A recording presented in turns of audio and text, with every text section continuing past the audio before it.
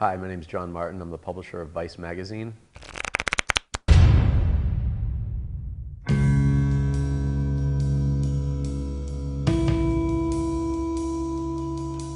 We'd heard about this guy named Haimo Korth. He lives in an area called Alaska National Wildlife Refuge, ANWR for short. Haimo is one of the most impressive people I've ever met. He is almost totally self-sufficient, and he's one of those guys that could survive no matter what. Now here it is, Vice presents Haimo's Arctic Refuge.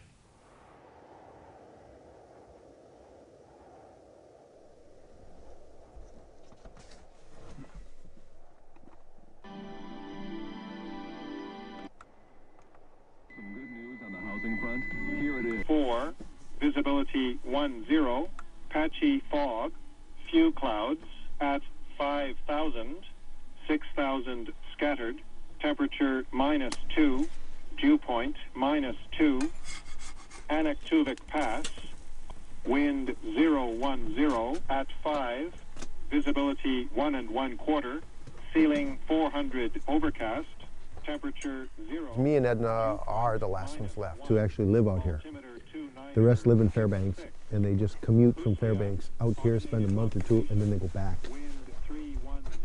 And this is the only national wildlife refuge that has polar bears and moose and caribou. And it's got a lot of media attention because they want to drill for oil here.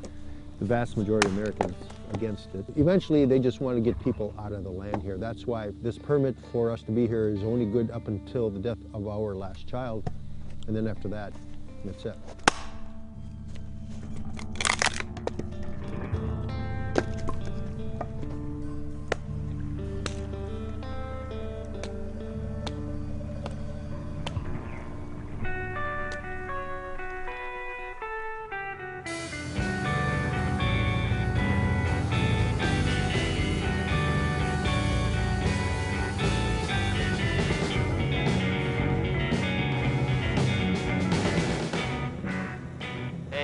It's Thomas. We are in the Brooks Mountains in Alaska, a few hundred miles north of Fairbanks, and basically the rest of civilization.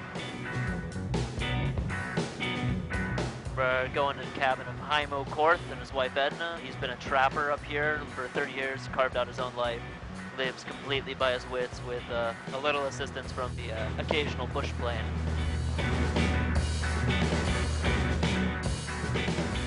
Haimo Korth moved to Alaska when he was 19 to get as far away as possible from human civilization. He met his wife Edna while living in an Eskimo whaling village on St. Lawrence Island in the Bering Sea. Eventually, he convinced her to move with him to the harsh Alaskan interior, more than 150 miles above the Arctic Circle, and even farther from the nearest roads, supermarket, or schools. Two of the last people allowed to live in an area the size of South Carolina.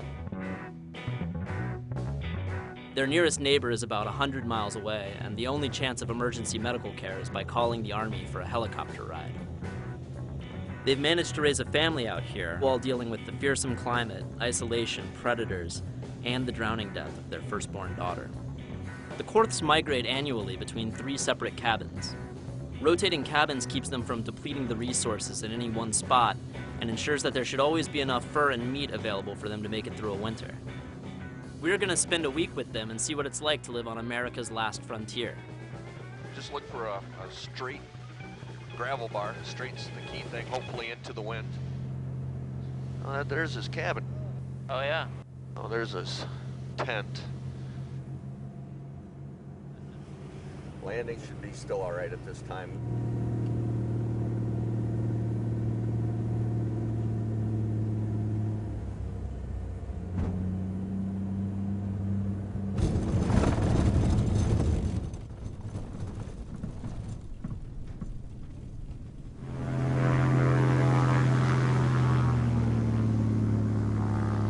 My name's Haimo Korth, and this is where we live in the northeastern part of Alaska.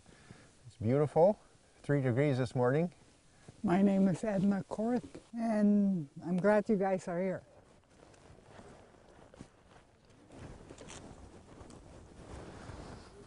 Already breaking in the gear.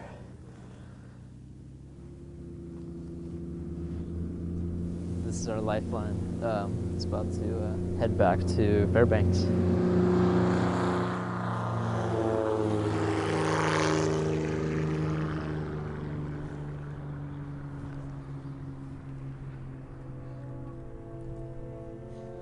me and there are 6 others in the refuge that were here prior to it being a refuge. It's very commonly known as ANWR, you know, it's like abbreviated for Arctic National Wildlife Refuge. So once it became a refuge, I guess we were grandfathered in.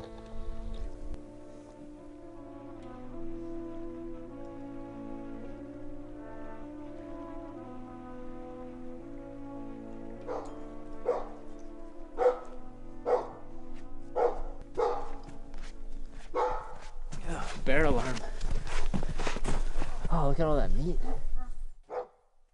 People come out and they want to do this and they don't realize how it is. Yeah. They think, oh, I can do it, I can do it. Yeah. And then they come out and pretty soon they realize, damn, it ain't like this. And they build a nice place and they spend 2 or 3 years just to tough it out, just to prove to themselves. Yeah. I mean, for someone to trap this far out like this, it took me years and years and years to get what we have here.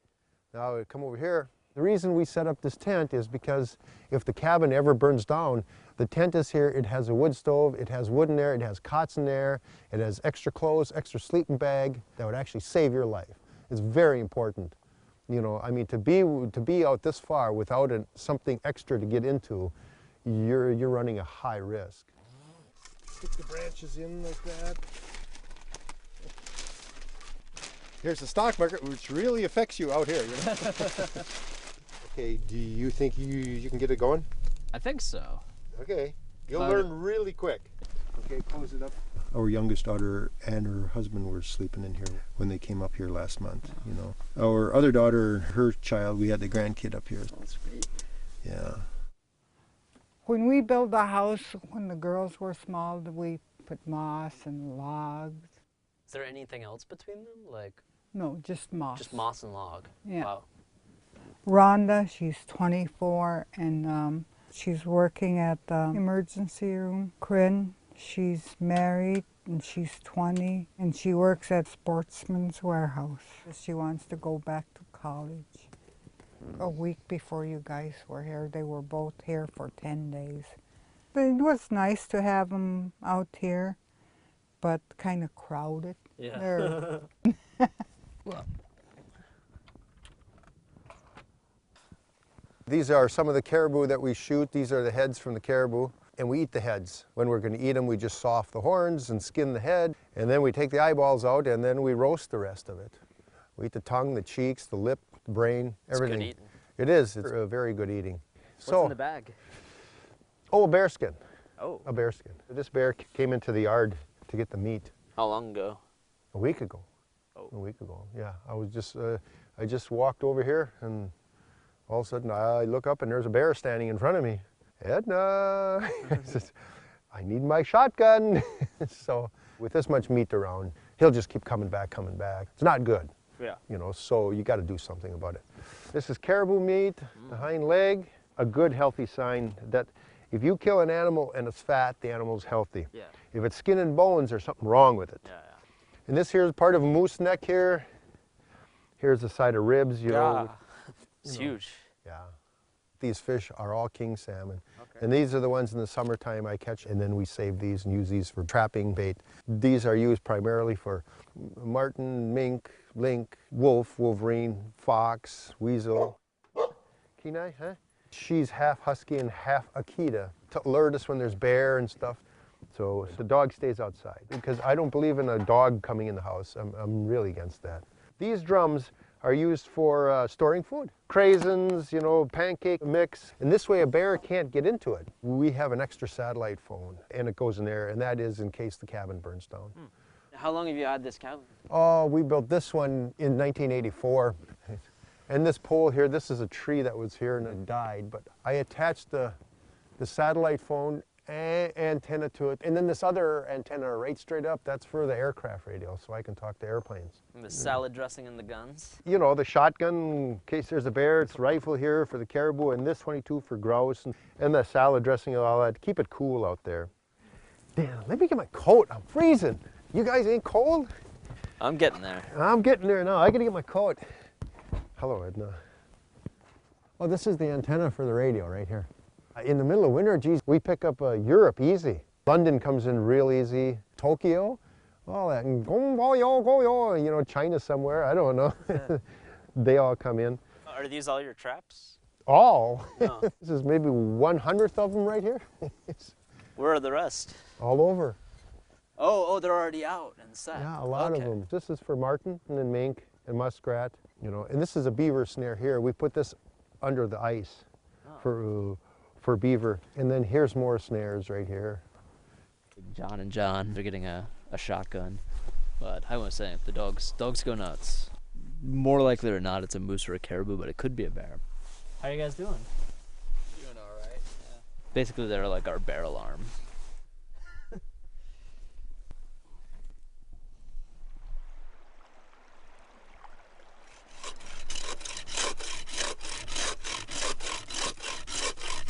I've just been wondering, when did you decide to go to Alaska? I was just looking through the Outdoor Life magazine. You know what them are, them hunting magazines? This is 1974 now, mind you, you know what I mean? You know, I'll write to hunting guides and see if they can use somebody. And he wrote back and he said, yeah, he uses packers to pack meat. I was young, 19 then. And I said, yeah, I'll go for it. So I did. How did you get interested in the Arctic, though? Do you remember? I just wanted to go someplace where there wasn't any people. And so the Arctic is one of the few places that there's no people. Yeah. Where did you pick up all your trapping knowledge? Did you have to learn that when you got to Alaska, or did you? Down in Wisconsin when I grew up, you know, a lot of it was trial and error. Up here? Yeah, Yeah? big time. Mm-hmm. I just think it's weird that you would like to be. You're so social. Why would I live out here? Yeah, really expect you to be through your teeth. You were gonna say, one-word answers. Oh yeah, get out of here! Don't ask stupid questions. Doing it wrong. You know, just because you live out here doesn't mean you have to be like that. Yeah. The stomach needs food and the mind needs people. Yeah. I mean, people need other people. You just can't say, I'm going to be alone, you know, Yeah. That's not normal. In your first couple of years, weren't you going it alone, though? Oh, I was alone. I was only here from August until the 1st of March. 1st August to the 1st That's still of March. a very long time. I know it is. Oh, yeah, tell me about it. When you're alone, that's a real long time. Yeah. I would never do that again. There's no way. I mean, that's not normal. Yeah. You know, I'm glad I got kids and, daughters and, it's just have family, that's important. It's very important. Let's say if something happened to Edna that I was a widower, no, I wouldn't do it alone. This one's done. Yeah. All right, thank you. What? Is it my feet? No, it's his. What happened? I didn't step on the carpet.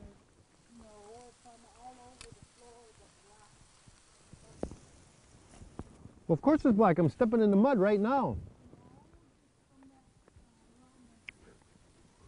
No matter what, it's my fault. So I'll just leave it at that. Do you ever think about how long you can live out here? Yeah, you can keep this lifestyle? Well, I hope to die out here. Yeah. How does that sound? I just do it not because I want to be a survivalist. It's just because it's a way of life. Oh. Ah. Burned my lip.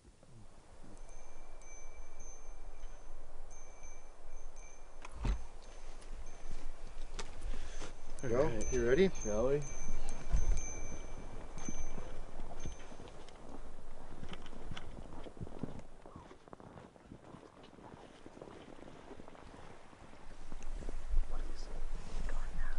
It's gone now, but I'm just listening for something swimming across the water. Yeah, you see across the river, right where my light is shining. I shot the caribou though over there, and the gut pile is over there. You see, and when I came out here just now, I looked over there and I saw a pair of eyes looking at us, and I don't know what it was. Right there it is. See it over there. See it? See the eyes over there?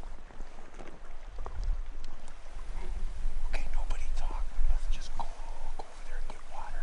And listen, because if that starts swimming across the river, then tell me. Okay.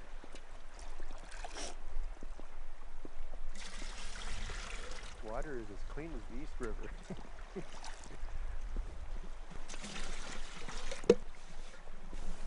Kind of an eerie feeling, ain't it? you see two white eyes looking at it. We had a good summer camp vibe going by the end of night 1, but the monster eyes across the river served as a good reminder that we had a lot more to fear out here than constricted bowels and shitty cocoa. You know, who saw the eyes besides me? I think I saw something. Here's the gun. You might as well take it anyways. Being told to sleep with a loaded shotgun also didn't help.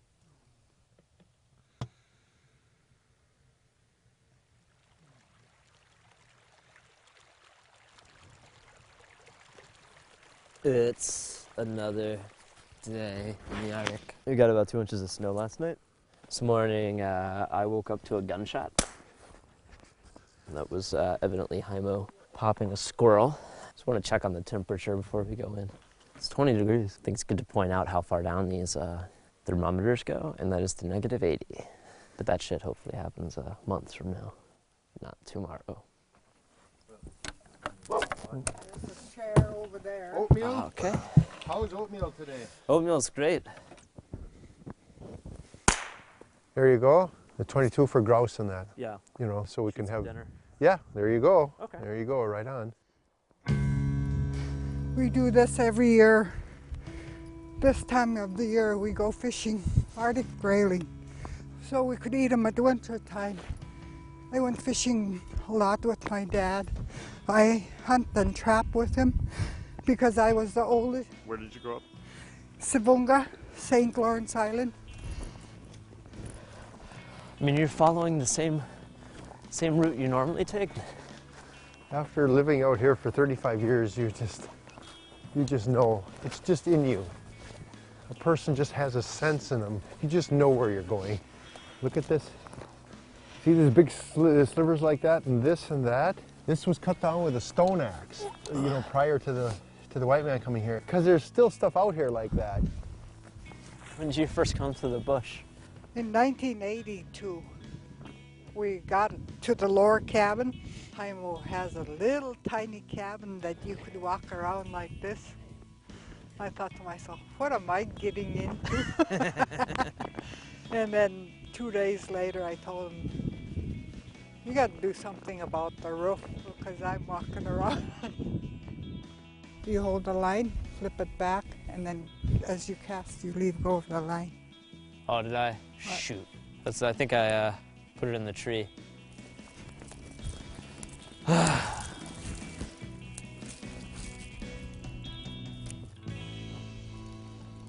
Yeah, I've been having a real hard time. And then you gotta remember it's this again and again and again and again times, 50 to 100, which is huge, it's mind-boggling. A little smaller. They're Arctic gray. Oh, jeez. There you go. Let me get a flippin'. Pretty they are. See the spots on them like that? And yellow underneath there like that? Yeah. Fuck yeah. There we go. Yeah. That's a nice one. That's a good size one, yeah. Shake it hard. Oh, and it just comes right out. Yeah. Okay. Just hold them like... No, you're going to hold them in case you miss. Yeah. I don't want to get my fingers smucked. Okay, don't hit your fingers, but hit them hard, hard. Hard, hard, hard. Oh, I feel bad. I feel like Wait, that did it, right? Yeah. Okay. There. See, we got a stringer of fish. It's supper tonight. Fry them up with rice and salad. How does that sound? Sounds very good right now.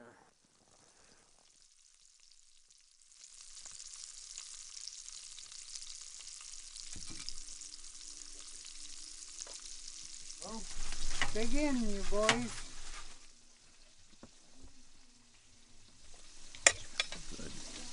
Good fish? That's great. Hats off.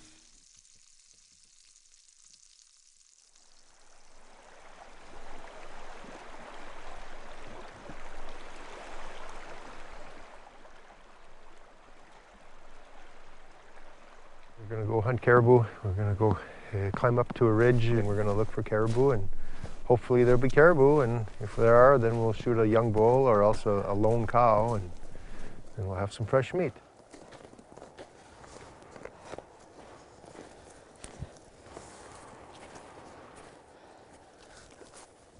Okay, this is where we're gonna hunt from? Yeah, this is a little rock outcropping here. Like here, we got a good view. You see all the trails down there? Yeah. We just keep an eye on the trails, see if anything follows them. If they do, then we go after them, and that's it.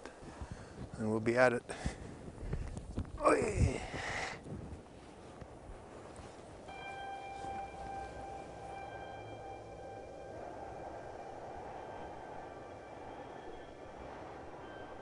This is my theory about mankind. Mankind was much better off a nomadic hunter. Once he started farming, civilization, it didn't improve. It went downhill from there. I mean, when you look at human beings, how long they've been on Earth, they were far more hunters and gatherers than what they were farmers. We're out to set some snowshoe hare snares. Tomorrow we're going to check them and hopefully we'll have a meal. It used the Earth's resources too much. It drained out, I mean, crime increased, diseases increased, life was too easy. This is the snare. Yeah. I kind of blame like Europe, you know, I mean, because everybody in Europe was a nomadic hunter, except I blame the Romans for coming there and trying to make people into, you know, farmers just like them. Is his tracks underneath the snare? You want the snare right there. Like in France, you know, the Gauls, they did that, and then in Britain too, they conquered them, and they were all just little tribes living off the land, like hunting. Food was semi-reliable, so then he bred more, had more children. So then the more children, the more mouths to feed. People live closer together, so in turn, disease came. See, I like it if you guys catch some too, because then when we eat it, you'll feel better. It's a good feeling. It's better than going to the store and buying something. That doesn't give you the same feeling, you know, if you go out and hunt it or something. And now what happened to the Roman civilization? They all got lead poisoning. Yeah, that's right, they did. Yeah. I mean, there is only X amount of resources on this earth, and we're using it up at an unbelievable rate. What about drilling? You No, aren't really I'm not, for that, right? no, not really. No, I'm not for that. If there was as much oil in there as there is in Saudi Arabia, would you think it was okay for? Yeah, but it isn't like that. So it's Yeah. not even close to yeah. that. It ain't there. It just ain't there. So I mean, what are we going to do another 5,000 years if we're here? You know, how much oil is there? You know, if they're going to be using oil, you know, and then how many more people can this earth feed? That's another issue. The state opened the beaver season early now because there's so many beaver and hardly anybody's trapping them. So we're going to go trap us some beaver. I mean, things got really, really bad in the world over, not just, you know, in one country, but the world over. It's the suburbanite and the urbanite that's going to suffer. Because the rural people, they're going to have the food, and they're going to know how to get the food. Not just planting, but hunting them. What's that tree for? Whoa, 747. Oh, yeah, it has to be. You like seeing the flames? In some way, yeah, because it's, even though we got radio, it's still, it's like there are people out there, you know what I mean? It's nice to have a little contact. Yeah, like when 9/11 was there, you know, remember they stopped all air traffic for a while, and there was no jets, you know, zero, nothing, you know. And it almost felt kind of lonely, you know. Did you hear about 9/11 on Oh, radio? well, I heard it on the radio. It's like, what? So, you know, but I never have seen the actual footage of the jet hitting the towers. No? I've never seen that in my life. Never. Because, you know, we were out here, there's no TV. Okay, first one. Now watch. You see the bottom there and everything? And just set this down like this. And push it into the mud good. Okay, that's the first one. Now we put one more with a bunch of sticks like this.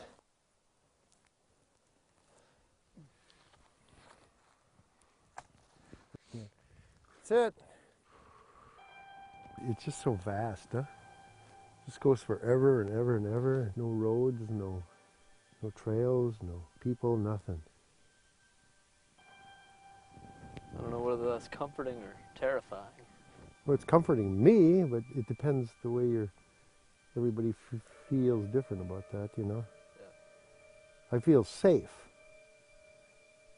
That way, I feel safe.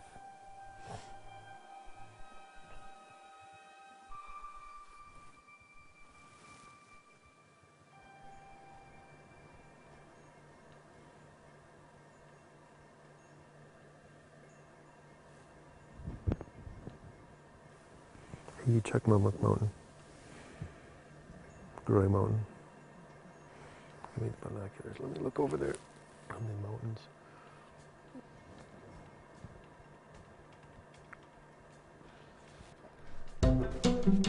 Haimo just saw a bunch of caribou coming down off the ridge, so we're gonna go up on the tundra and try to head them off. This is the course last chance to get some meat. You know, they're well stocked.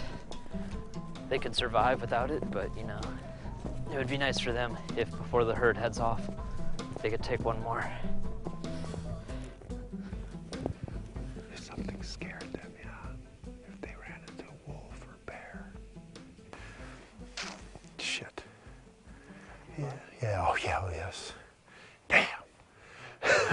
Well, when they came out, they cut that way a bit. That's no caribou today yet. Maybe on the way home, who knows? We'll find out. Just keep trudging along.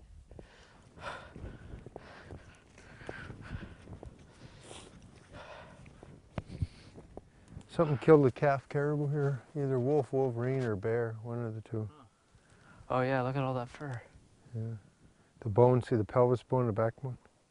How long ago do you think? Oh, I don't know. That was probably when all them caribou came through in the end of September. Ooh, grizzly.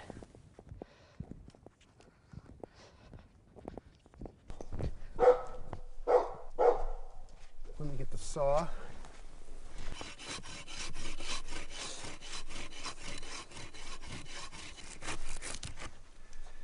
See all the eggs in there? Full eggs.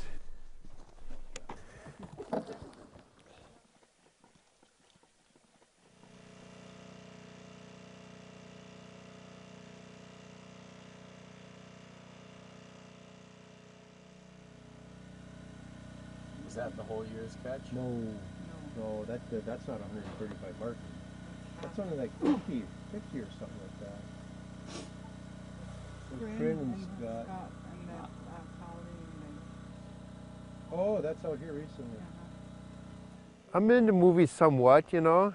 I like the sci-fi movies, you know, like the aliens and stuff like that. I like stuff like that. Transporter, born in East LA, Addams Family. Munich takes a long time. That's like almost a 3-hour movie. Predator or whatever. That night, after looking through family photos on Edna's gas-powered laptop, We'll watch this one. Haimo treated us to a special screening of Predator. The irony of watching Major Allen Dutch Schaefer try to trap and kill Predator in the company of a fur trapper did not escape us. Nor did Haimo waste any opportunity to point out when and how Schwarzenegger's various Predator traps were total bullshit.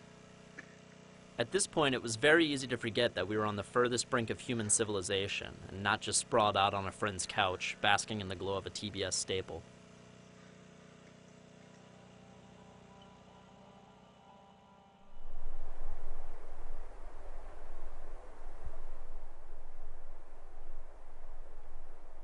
Apparently there were bear tracks near where the outhouse is. What the fuck are they doing? The next morning, our feelings of suburban safety and contentment were vanquished for good by the discovery of bear tracks near the cabin. Here they come again. Good morning. Morning. We'll show you. See, you went to find the tracks. Yeah, we'll have to show you. We got to get rid of him because otherwise he's going to wreck your tents and everything. That's not a joke. He's going to have somebody then. Right there. That's the track. Yeah. Those paws are enormous. This is the time of year that bears are putting on their last few pounds before going into hibernation. And Haimo guaranteed us that our nocturnal visitor would not only be returning soon, but would continue to do so until either it was dead or we were. See where you scrape the ground to cover the carcass. Where's the carcass? Under all that. He covers it. He's probably nearby. Guaranteed to attack us. If he comes behind us, I want you to duck down like that, so because I'm going to shoot over you. Hey, bear! Hey! Hey!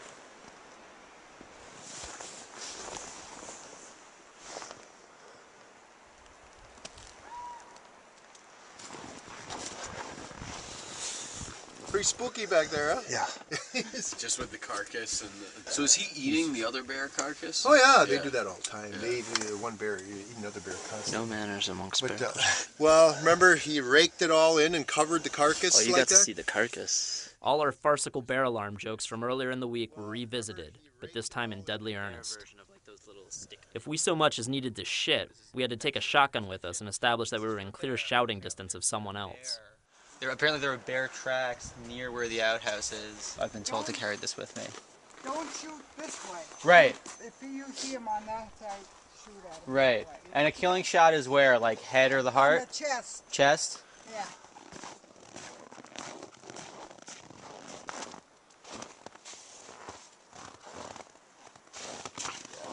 Good luck. Thanks.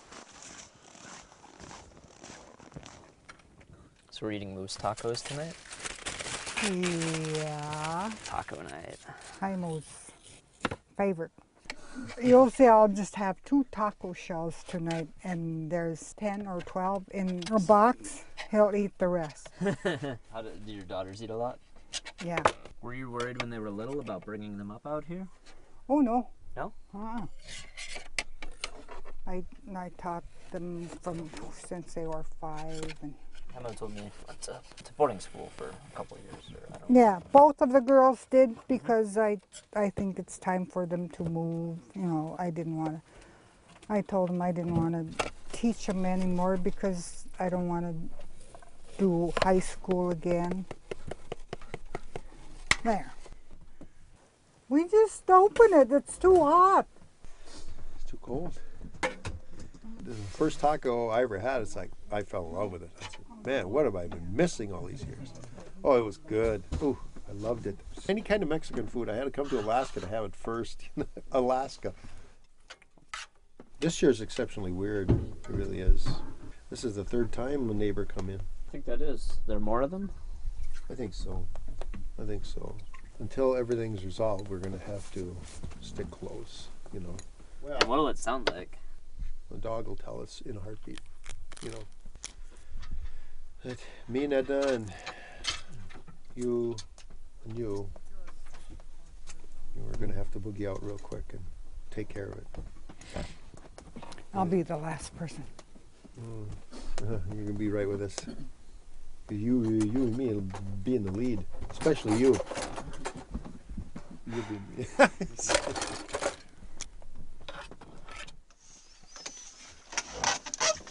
Jaimo just heard the dog bark. We may have gotten our visitor. Come on. This is serious. He's there. And somebody else. No, I need you, Mom. Let's go. Come on, let's go. Mommy, gun's right here. Extra shells. Hey, John, in that box up there, wooden box, reach for some pack of shotgun shells. There are 5 in there. Okay? When we walk up there, quiet. Nobody talk. We just have the light.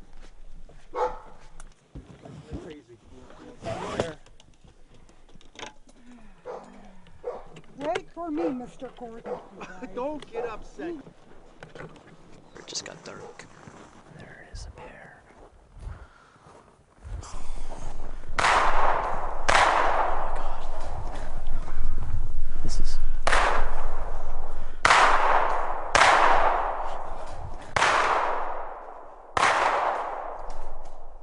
The bear's making some terrible fucking noise, but I don't know if there's... It sounds like the bear's moving.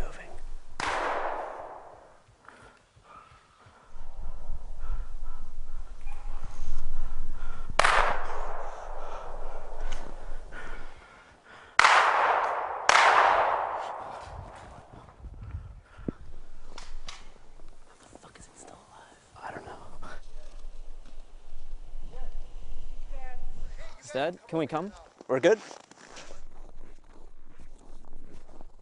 We can shit in peace. The bear is dead. Imagine if you got attacked by that. Fuck. Was he on all fours or was he up high? He was all fours. Oh, okay. Yeah, all fours, and then that makes it harder to shoot. Once him, he was hit, he was rolling around all over just like a ball, and that was even worse. That's terrifying. To try shoot him. Hey. That could take a chunk out of you in a heartbeat. Yes. It was so dark that we kept shooting and shooting and shooting, and I know I missed a bunch because I couldn't see the bear in the sights of my gun. The dog knew there was something amiss, and then I could hear the bear back in there, and that's when I ran in the house and got Edna and everybody, and come on, we got to go. I couldn't see the bear in the sights of my gun, and as you saw, it was a big bear. It was a really big bear, and he's gone, and we to bear heaven. And we protected us and property. Otherwise, he might have killed the dog. So we lost the dog already. A bear came in the yard and ate the dog alive. You know, and that was pretty sad. That's that's life in the Arctic. You know, it's just the way it goes. You guys will be sleeping good tonight. Well, everybody. Yeah. Yeah.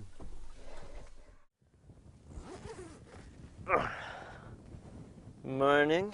I am really a little bit uncertain which one. I've got no clue what day of the week it is either. I just realized. Don't fall, Mom. A lot of air bubbles, huh?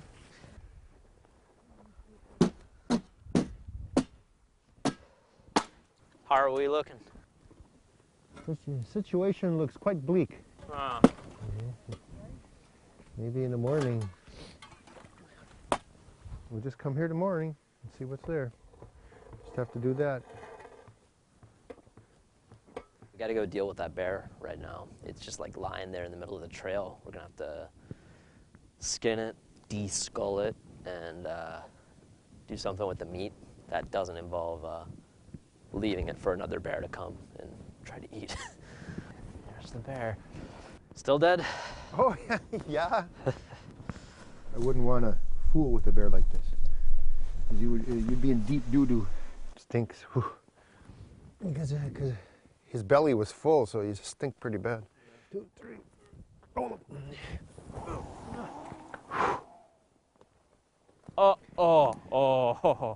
He,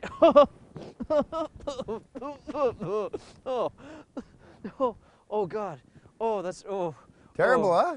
You got a good whiff of that, huh? I got plenty. He basically just deflated in that air. Oh my God. Pretty rank, huh? That was some rank air. That was okay. That was worse than anything I'm gonna do on this trip. Is this gonna happen again now? Yeah, he's kind of rigor mortis in here.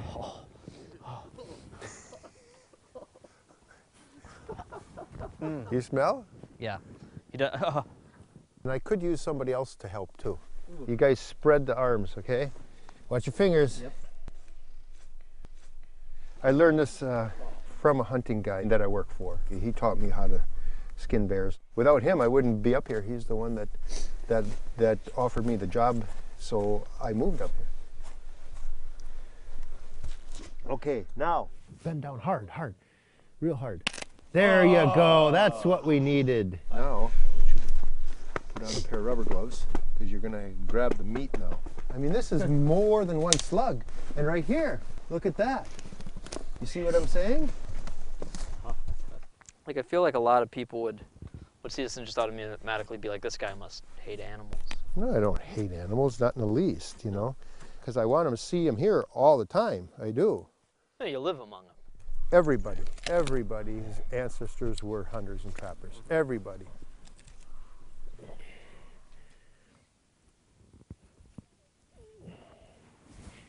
Hold that leg, grab this one. You and me, Thomas, pull this one. You gotta lift it up, it's gonna be hard. 1, 2, 3. There we go. Just like this. Okay, tell you what, to keep that clean, fold that there like that. That's good, there we go. Put your fingers in the nose and, no, really, can you do it? Yeah.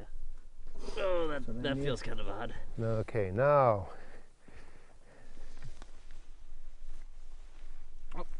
There's the eyeballs. There you go. There's our bear. I got to cut that skull off. The skull has to be brought to the Alaska Department of Fish and Game. I mushed up the skull bad. Ooh. These are all shots that are going to give me nightmares.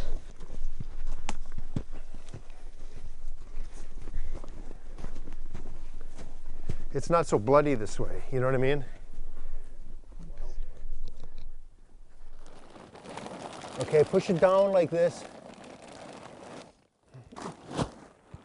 Okay, there. 1, 2, 3. Once we get on the snow, it'll be easier. Oh, it is easier. Funeral procession for a bear.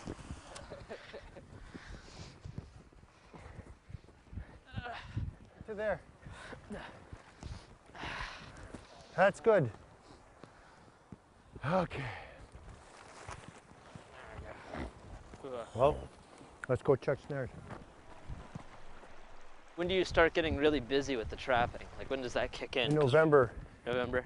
Yeah. And how long does it last? Like, until March, I'll be really busy. Trapping every day. Nothing. First one empty. See it? It's right down here. See the snare you set there? David's is empty. Too much fox and wolverine hanging around. So that's why we don't have. That's why the bunnies, you know, they either killed them or else the bunnies took off to Timbuktu. Because they ain't going to stand around with all these wolverine and fox around. Who set this one? Maybe me. You got a bunny. There's part of supper. Look at that. These things are really big. Wow, I snared my first bunny. Yeah? Well, I'm sorry it was a struggle, but I'm happy we have food. Crazy, this guy, he caught a fish and he got a bunny. Jaime got a bunny, but it's alive. How are you gonna dispatch this bunny?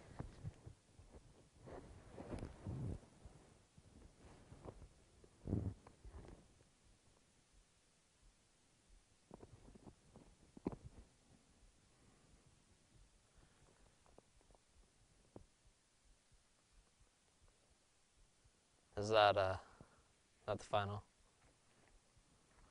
I gotta admit, that was a little bit rough. What was? You know, it's kind of like buying it at the supermarket. Was the first time that we found it, and it was the deed had already been done. Well, this time I had to do it. And this time you had to do it, yeah. Well, so you have to. I'd have to get used to that. Well, I grew up like that. Does it ever affect you? Bother me? Yeah. Do you ever feel bad for? Do you ever feel bad? Well, for it didn't suffer. I mean, because it. No more than it would, like in the wild. Oh God, no. I mean, I order rabbit on menus. Just because I don't see it happening doesn't mean it's not happening. And it's probably happening a lot worse than what you did. You darn right it is. Hey, I'll show you once, and then the next one you do, okay? I do myself, okay. Okay. Wet With a your little bit of hands a rigor. little bit. Uh-huh. Right where this joint is there, just in that joint area. Pull it like this, and the skin will pop. No knife cuts. No knife cuts. Stick your finger right here. Uh-huh. Go right to the butthole area, and come up and around. You grab the whole tail part and everything, the poop chute and all that, and pull it like this. Okay.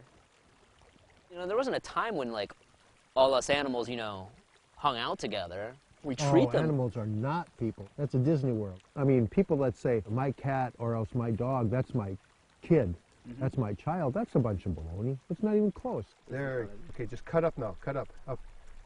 They can have their dogs and pets, you know what I'm saying? Yeah, I mean, that's not going to come close to another human being. You can't rate an animal with a human. That's not right. There. Skinned and gutted your first bunny. Yeah.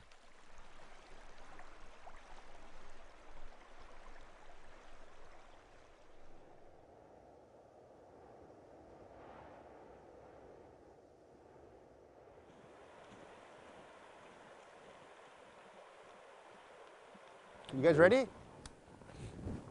Ready? Off we go into the wild blue yonder. Can you tell me where we're walking to right now? Oh, we're going to go up on the ridge by our daughter's cross up there. The daughter we lost out here. We put flowers there every year. So that's what we're going up there for now. Haimo and Edna's daughters, Kryn and Rhonda, are grown and live in Fairbanks now. Haimo and Edna, however, had another daughter named Colleen before either of them was born. When Colleen was 2, she and her parents were crossing the Colleen River in a canoe when it tipped over and she was swept away by the current.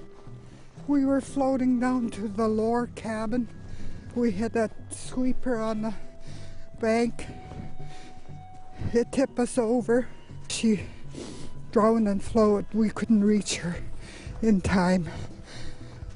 Only thing we found from her was her little boot. We call it Goroy Mountain. We name after our daughter, and we used to call her in Eskimo little pigs that eat a lot. We say Goroys.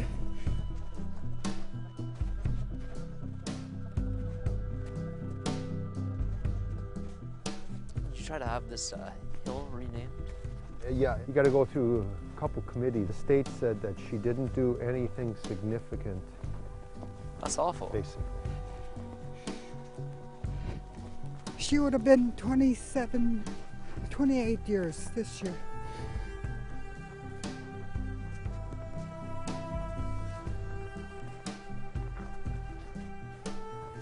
Daré. That's the Eskimo word for come. Daré. You said it wrong. It's Dougie. Say it, Mom. Dougie. Sounds a lot nicer when she says it. I told you you'd make things worse. Oh, come on. Well, this is something we were going to do whether you guys were here or not. And we had to do it before the snow got too deep. And it's a beautiful day for it.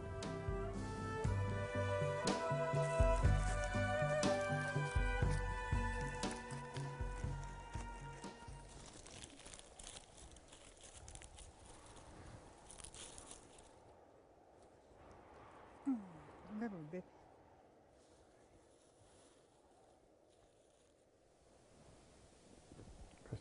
I don't know how to use one of these things. Oh, there.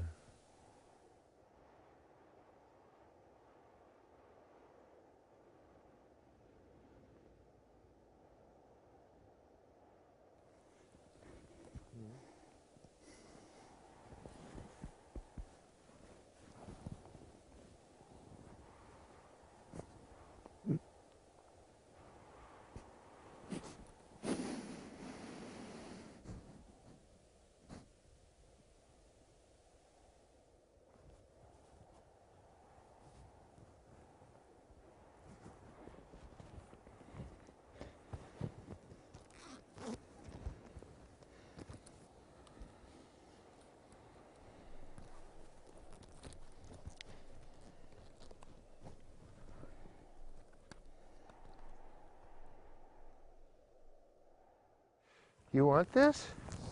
Yeah. You want this? There, yeah, you are. She's a picky eater in the beginning, but once she starts, she won't stop. Does it bum you out that like there aren't a new generation of like Haimos and Ednas to come out here? Like that once you guys are gone, there probably won't be in ANWR. There won't be another set of people living. Another final frontiersman? Yeah. I mean, the youth nowadays, very few are interested in the outdoors. And a lot of them don't know survival skills, which is sad. Because they could run into a situation where they need that to save their life, you know? Because you never know what's going to happen in life.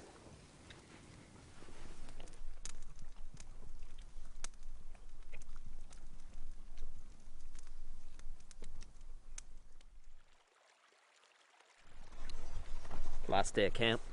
We got little gifts from Edna. She made us. Mine is a foxskin keychain toggle, which I'm pretty excited about. I'm gonna miss this old cabin. All right, that's it. There's supposed to be snow coming in tonight, and the seasons are about to change in a really major way. It's gonna get a lot colder than it's been when we've been here, and hunting season's gonna give way to trapping season.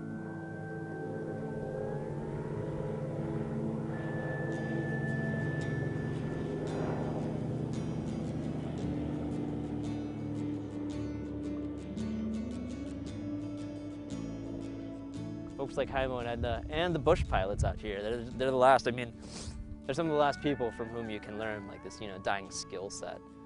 They ain't supermen. They're ordinary people who learned how to do it and then went out and did it. I'm now capable of feasting off rabbit that I have caught. These are all, these are all skills we can rediscover.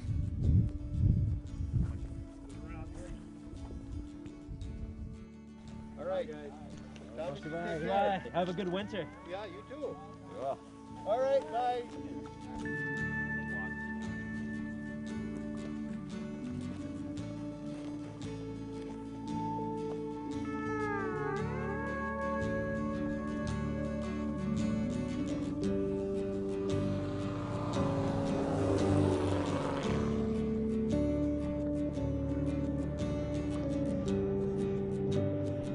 Me and Edna, when we go, I told her if I go first, where to put me. I mean, if they find me out here, that's the thing, if they find me.